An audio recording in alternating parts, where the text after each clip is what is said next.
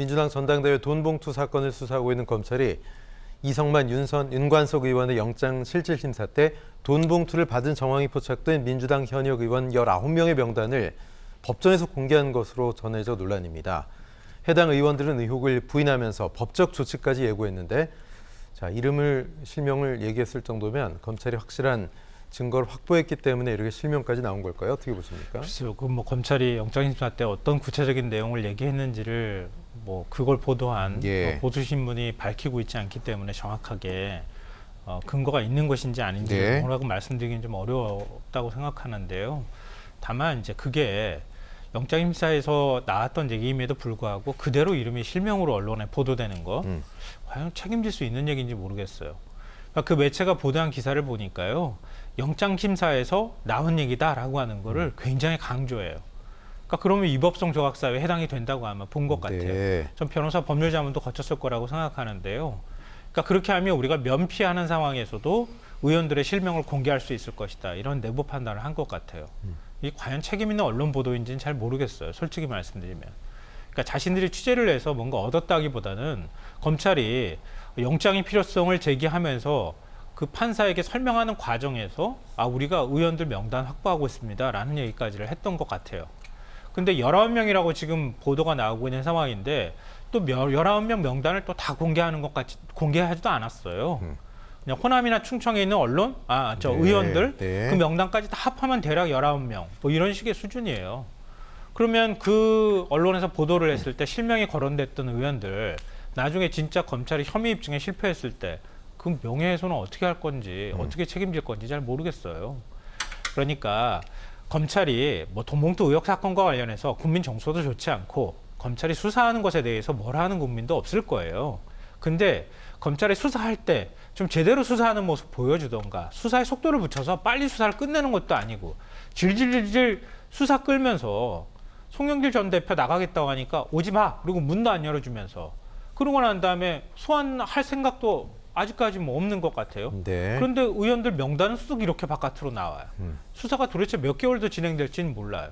이런 식으로 자꾸 여론 수사하듯이 언론에 뭔가 공개가 되고 마치 손발을 맞춘 것처럼 그 언론하고 검찰이 수사하는 듯한 이런 모습을 보이는 것은 정치적으로 정치 수사하고 있다라고 하는 오해를 사기에 딱 좋은 상황이다라고 생각합니다. 박광원 원내대표는 어제 취임 100일 기자회견에서 실명 공개에 대해서 아직 확인되지 않은 것이라고 신중론을 취하면서도 낮은 자세로 대응하겠다 이렇게 얘기했는데요. 그래도 당 내에서는 긴장감이 감돌 수밖에 없을 것 같은데 어떻게 보세요? 당연히 긴장감 감돌 수밖에 없는 것이죠. 자칫 잘못하면 민주당이 부정부패 비리 혐의 집단으로 국민들한테 매도당할 수가 있다라는 좀 생각이 들어요. 민주당에서 혁신위를 구성한 이유도 이 돈봉투 사건 때문에 한 것이거든요. 당에서 위중하게 생각할 거다라고 좀 말씀을 드리고 액수와 그 전달 장소가 구체적으로 보도가 됐어요. 그렇다면 이게 검찰의 추정이 아니라 조사를 받고 구속을 당했던 이정근 전 사무부총장이나 강내구 전 감사가 구체적으로 진술했을 것 같다라는 생각이 들고 송영길 의원 전 보좌관도 조사를 받았잖아요. 그 사람도 어느 정도 이 일과 관련해서는 증언과 진술을 했을 가능성이 높다. 그러니까 검찰에서 여러 가지 상황을 적시한 거다라고 볼 수밖에 없고요. 저는 혐의 입증은 불가능할 거라는 좀 생각이 들어요. 왜냐하면 돈 받은 사람들이 아니라고 하면 어떡할 거냐고요. 현금으로 주고받았으면은 계좌로 주고받은 것도 아니면 그걸 증명할 수 있는 명확한 증거물도 없잖아요. 혐의 입증은 어려울 거는 같은데 정치적으로는 상당히 민주당이 타격을 받을 것 같다라는 생각이 들고 이 돈봉투 사건에 연루된 의원들은 내년 총선에서 공천받기도 쉽지 않아 보인다라는 말씀을 드리는데 저는 이 돈봉투 사건을 민주당이 미적미적대면서 그래 검찰이 우리 야당 죽이려는 거야. 이거 정적 죽이려는 차원이야. 이거는 정치검찰에 의해서 벌어지는 일들이야. 그러니까 이거는 우리 당 의원들은 우리가 보호해야 돼. 이런 분위기가 형성되면은요 민주당 망해요. 먼저 선제적으로 이렇게 좀 연루된 의원들과 관련해서는 선제적인 조치를 취하는 것이 맞다. 미적미적되면은요 검찰에 의해서 완전히 매도당할 수가 있다. 무조건 아니야. 우리 의원들 보호해야지.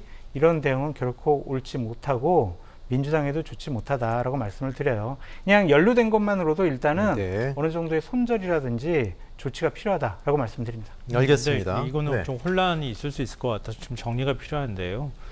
민주당이 왜 모르겠습니까? 돈봉투 사건이 터졌을 때 그걸 부인하기 어려운 사실은 녹취록이 공개가 된 상황이었잖아요. 상당히 심각하게 받아들였으니까 혁신위를 구성하자고 하는 주장이 받아들여진 거 아니겠습니까?